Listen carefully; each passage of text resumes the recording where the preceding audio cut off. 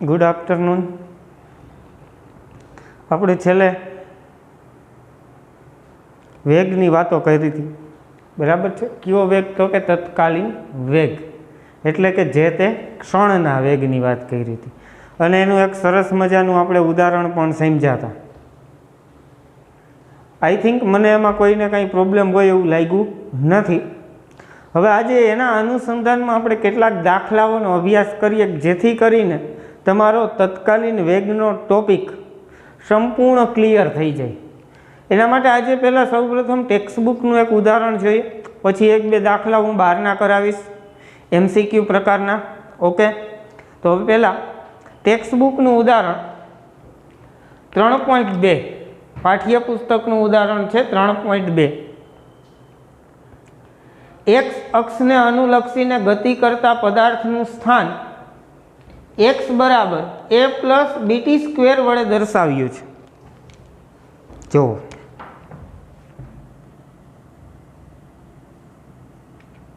ઉદાહરણ 3.2, પદાર્થનું સ્થાન આપને આપ્યું છે x બરાબર શું કીધું? a plus bt square.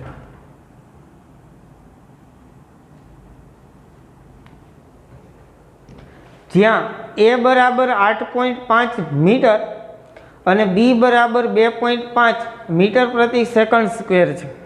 એટલે કે a અને b ની કિંમતો આપેલી છે આપને. જ્યાં a બરાબર 8.5 મીટર અને b બરાબર 2.5 મીટર પ્રતિ સેકન્ડ સ્ક્વેર આવું આપેલું છે. અને ટી નું માપન સેકન્ડમાં કરેલ છે, એટલે કે સમય સેકન્ડમાં છે. ટી બરાબર 0 સમયે તેનો વેગ કેટલો હશે? કેટલા સમયે? ટી બરાબર 0 સમયે વેગ ગોતવાનો છે. એટલે વેગને કેના વડે દર્શાવશું? v વડે. v ગોતવાનો છે. કેવા સમયે? ટી બરાબર 0 સમય. કોઈ એક ક્ષણની વાત કરી છે. ટી બરાબર આપણે 4 સેકન્ડે વેગ અગાઉના દાખલામાં ગોઈતો તો એ જ પ્રમાણે આપણે અહીંયા પણ વેગ છે એ ગોતી શકીએ લાંબી લાંબી પદ્ધતિઓના આધારે. પણ એમ નથી કરવાનું. છેલ્લે મેં તમને નાનકડી એવી શોર્ટકટ આપી હતી કે વેગ ગોતવા માટે કણના સ્થાનનું સમયની સાપેક્ષે શું કરવાનું? તો કે વિકલન કરવાનું. એટલે કે ડેલ્ટા ટી ટેન્સ ટુ કેવું લઈ લેવાનું બાળકો? 0. ચાલો, તો હવે અહીંયા હું તમને ડાયરેક્ટ સૂત્ર વેગનું લખાવી દઉં છું.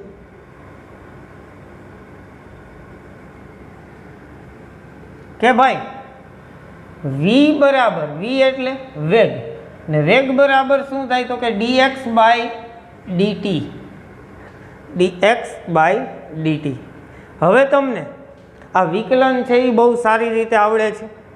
હવે તમારે અહીંયા એક્સની કિંમત મૂકવાની છે. તો આપણે અહીંયા એક્સની કિંમત આપેલી છે x બરાબર a પ્લસ બીટી સ્ક્વેર.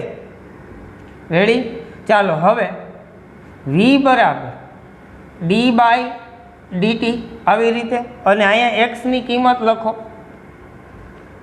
શું છે? a plus bt square.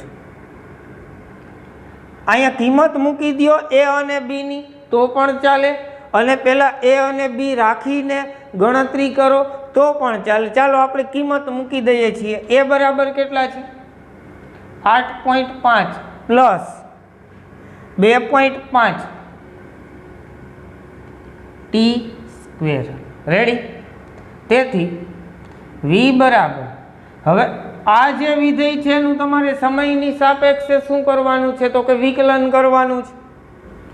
ચાલો, હવે પેલા વચ્ચે સરવાળાની નિશાની છે, એટલે કયો નિયમ લાગુ પડશે? સરવાળાનો નિયમ. તો આવી રીતે કરી શકાય. એક સ્ટેપ વધારે, d by dt 8.5 plus d by dt 2.5 t square થઈ ગયું. તેથી v બરાબર, ચાલો હવે આનું વિકલન તમને આવડે છે. 8.5 એટલે અચળ પદ થયું. અચળ પદનું વિકલન 0 થાય પ્લસ અચળની સાથે ચલનો ગુણાકાર ટી સ્ક્વેર છે. તો ટી સ્ક્વેરનું વિકલન શું થશે? 2t શું થશે 2t તો 2.5 અને કાઉન્સમાં ટી સ્ક્વેરનું વિકલન શું તો કે 2t ચાલો મૂકી દો કિંમત v બરાબર 0 પ્લસ એટલે 0 એમનેમ જ 2.5 એને ગુણ્યા 2 એટલે 5 v બરાબર થઈ ગયા 5t ચાલો હવે v બરાબર 5t મળ્યું છે હવે આના ઉપરથી આપણે કેટલા સમયે વેગ કીધો છે તો કે t બરાબર 0 સમયે તેથી અહીંયા લખીએ તેથી t બરાબર 0 સમયે વેગ શું થશે v બરાબર 2.5 અને t ની જગ્યાએ હવે શું લખશું 0 તો તેથી v બરાબર 0 આપણો જવાબ આવી ગયો અને એકમ શું લખશું મીટર પ્રતિ સેકન્ડ કારણ કે કેમાં છે વેગ તો કે સમય સેકન્ડમાં આપ્યો છે અને બીજા એકમો કેમાં આપ્યા છે તો કે મીટરમાં ઓકે તો v બરાબર 0 મળ્યો કયા સમયે તો કે t બરાબર 0 સમયે હવે પ્રશ્ન મારો એ જ હોય અને હું એમ પૂછું કે t બરાબર 2 સેકન્ડે વેગ કેટલો તો આ ગણતરી એઝ ઇટ ઇઝ એવી ને એવી જ કરવાની જરૂર નથી માત્ર t બરાબર કેટલા મૂકવાના 2 મૂકીને ગણતરી કરી દો એટલે શું આવશે જવાબ 5 મીટર પ્રતિ સેકન્ડ આવી જ રીતે 4 સેકન્ડે પૂછે 10 સેકન્ડે પૂછે તમારે ગણતરીમાં કોઈ ફેરફાર કરવાનો નથી માત્ર શું કરવાનું છે તો કે t ની કિંમત મૂકવાની છે આ તત્કાલીન વેગની વાત થઈ હજી આપણો દાખલો પૂરો નથી થયો હવે જુઓ સાંભળો આગળ શું કીધું છે 2 સેકન્ડ અને 4 સેકન્ડ વચ્ચે સરેરાશ વેગ કેટલો હશે ચાલો હવે આપણે કીધી છે ગણતરી એ સરેરાશ વેગની ગણતરી કરવાની કીધી છે તો સરેરાશ વેગ એટલે શું થાય સ્થાનાંતરના છેદમાં સમયગાળો સરેરાશ વેગ બરાબર સ્થાનાંતરના છેદમાં સમયગાળો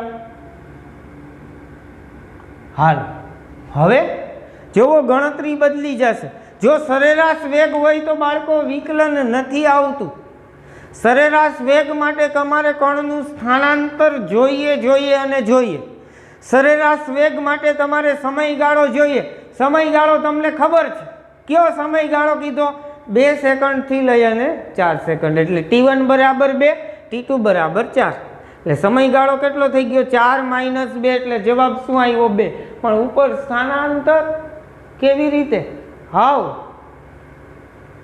તો એના માટે કાંઈ કરવાની જરૂર નથી તમારી પાસે સમીકરણ છે જ હવે અહીંયા આગળ લખીએ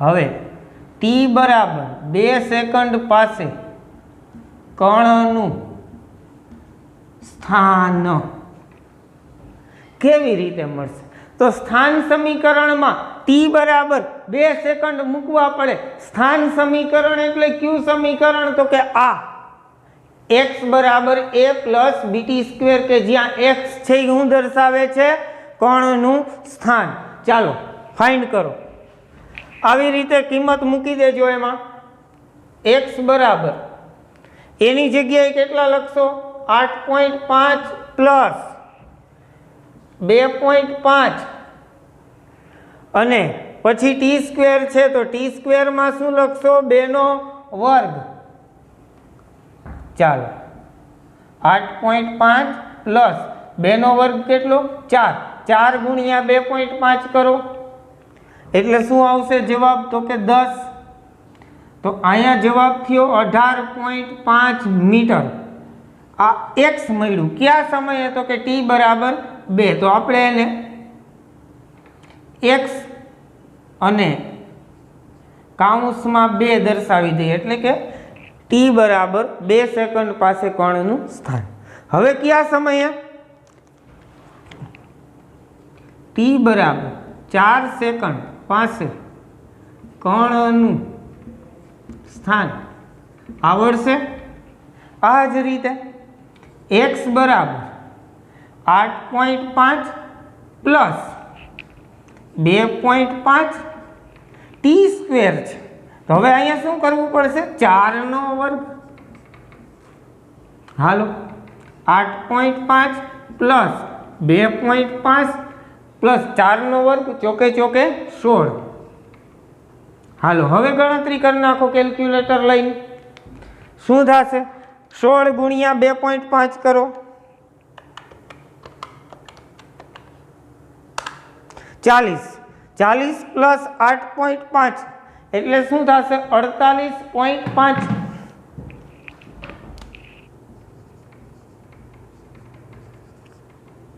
આ મળી ગયું x, પણ આ x કેવા સમયે મળ્યું? તો કે 4 સેકન્ડ પાસે કણનું સ્થાન।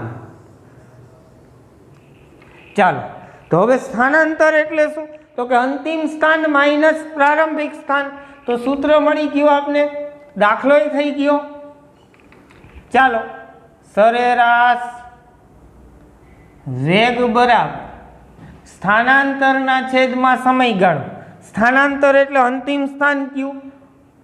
48.5 માઇનસ પ્રારંભિક સ્થાન કયું? 18.5 ના છેદમાં સમયગાળો 4 - 2। રેડી? સમજાય છે ભાઈ? તમારી એક ભૂલ અહીંયા થશે, કઈ? તો કે અહીંયા તમે જે ટીની કિંમત મૂકી, ટીની કિંમત વીના સમીકરણમાં નથી મૂકવાની, આ સમીકરણમાં નહીં। તો આપને શું બતાવે? એ વેગ બતાવે। આપણે કણનું સ્થાન જોઈએ છીએ તો કયા સમીકરણમાં મૂકવાની? સ્થાન સમીકરણમાં। વેગ જોતો હોય તો કયા સમીકરણમાં? વેગના સમીકરણમાં। રેડી? ચાલો હવે બાદબાકી કરી નાખો। 48.5 માઇનસ 18.5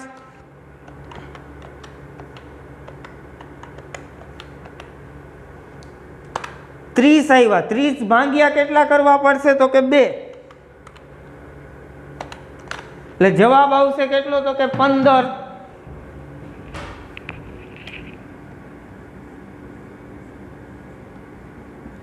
અને એકમ શું લખશું? ચાલો સરેરાશ વેગ તો મળી ગયો, મીટર પ્રતિ સેકન્ડ। રેડી? તો આ દાખલો અહીંયા પૂરો થાય છે। અહીંયા બે બાબતો આપણે ગોઈતી છે, તો કે તત્કાલીન વેગ કેવા સમયે? તો કે t બરાબર 0 સમયે, અને સરેરાશ વેગ કયા સમયગાળામાં? તો કે 2 સેકન્ડથી લઈ અને 4 સેકન્ડના ગાળામાં। રેડી? આ દાખલો અહીંયા પૂરો થાય છે। હવે હું તમને 2 દાખલા બહારના કરાવું છું। ચાલો એક વખત અહીંયા જોઈ લ્યો, બોર્ડ ઉપર વ્યવસ્થિત લખવાનું છે, હોમવર્ક કરવાનું છે। 2 વખત આ દાખલો ગણી અને તમારે ફરીથી મને મોકલવાનો છે।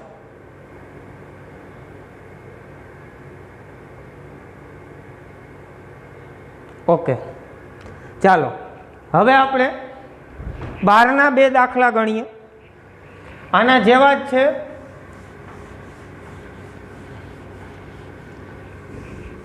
પણ થોડોક એમાં ફેરફાર કર્યો છે।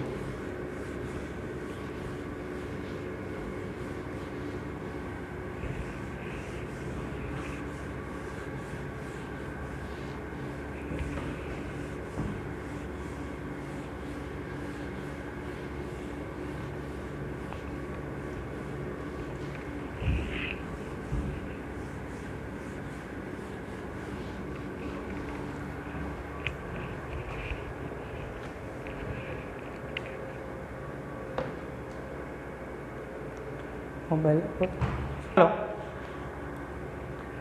હવે જેવો રકમ લખી લઉં, મારા મોબાઈલમાં રકમ છે, તમે લખી લો। એક પદાર્થનું સ્થાનાંતર મીટરમાં અને સમય સેકન્ડમાં નીચેના સૂત્ર મુજબ બદલાય છે। નીચે આપણે સૂત્ર આપેલું છે। શું સૂત્ર આપેલું? જો અહીંયા લખું છું,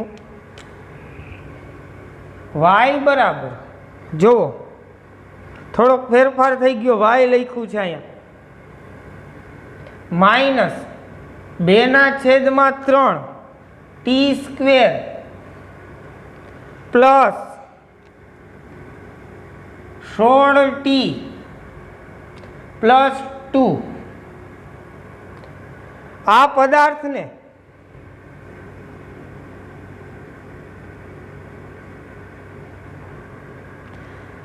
સ્થિર થવા માટે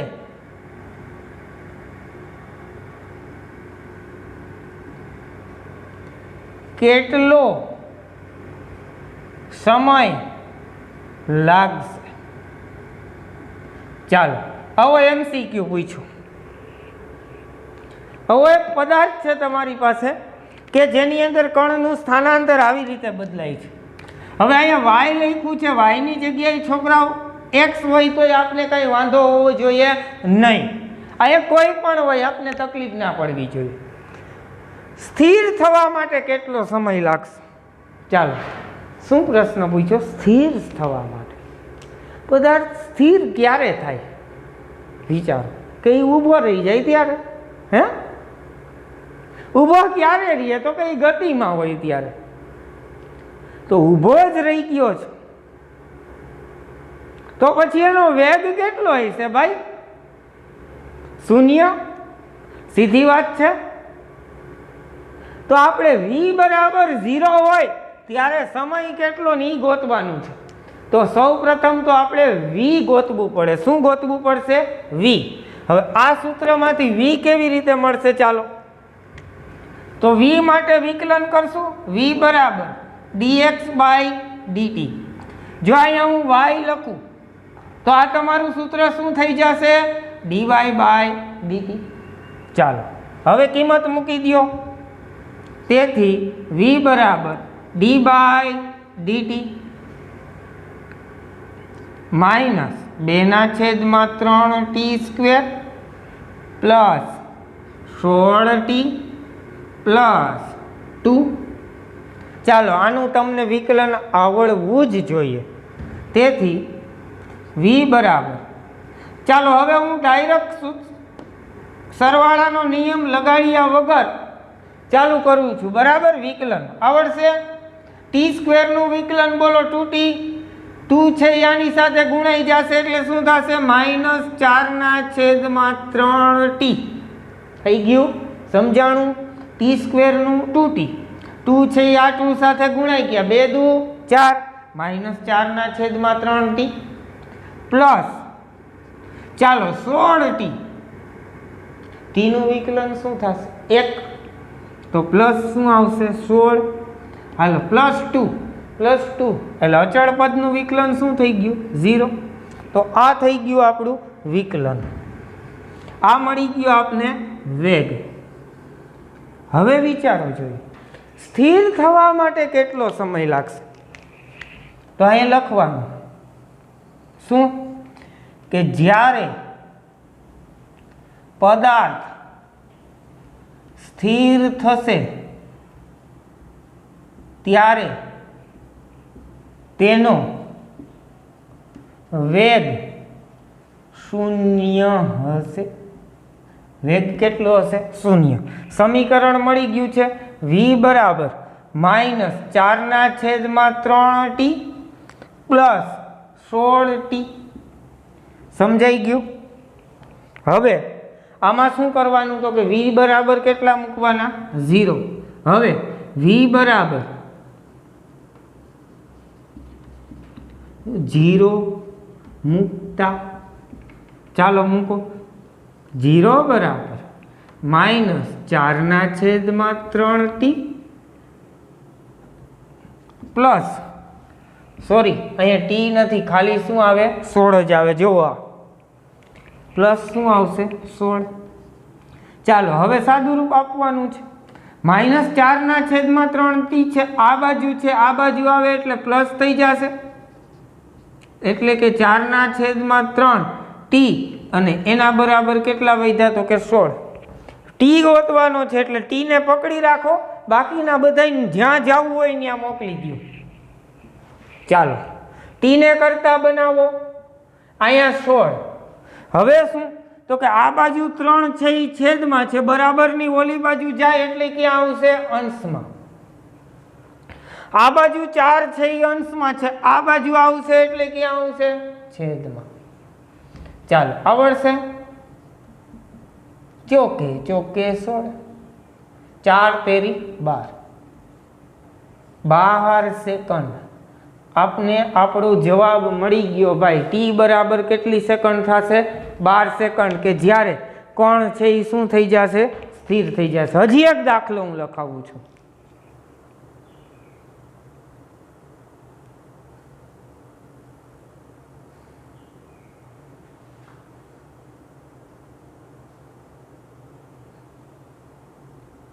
હાલો, એક કણનું સ્થાનાંતર x બરાબર a plus bt plus ct square minus dt raise to 4 વડે બદલાય છે. ઓહો, એટલે કે આવી રીતે ભાઈ, x બરાબર a plus bt plus ct square minus dt raise to 4 વડે બદલાય છે. કણનો પ્રારંભિક વેગ શોધો. ચાલો, કણનો પ્રારંભિક વેગ શોધવાનો કીધો છે ભાઈ. પ્રશ્ન સમજાય છે? વેગ શોધવાનો છે એ વાત તો સનાતન સત્ય છે, પણ પ્રારંભિક વેગ શોધવાનો કીધો છે. પ્રારંભિક એટલે શું? પ્રારંભ થયો હોય ત્યારે. પ્રારંભ ક્યારે થયો હોય? તો કે શરૂઆત થઈ હોય. શરૂઆત ક્યારે થઈ હોય? કે જ્યારે ઘડિયાળમાં તમારો સમય ટી બરાબર 0 હોય ત્યારે.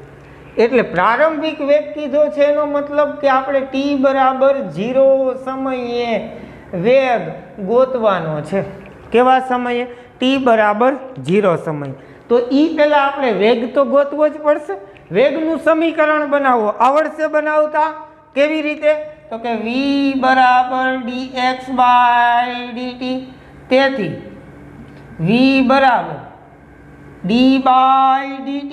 x ની કિંમત મૂકો, a plus bt plus ct square minus dt raise to 4.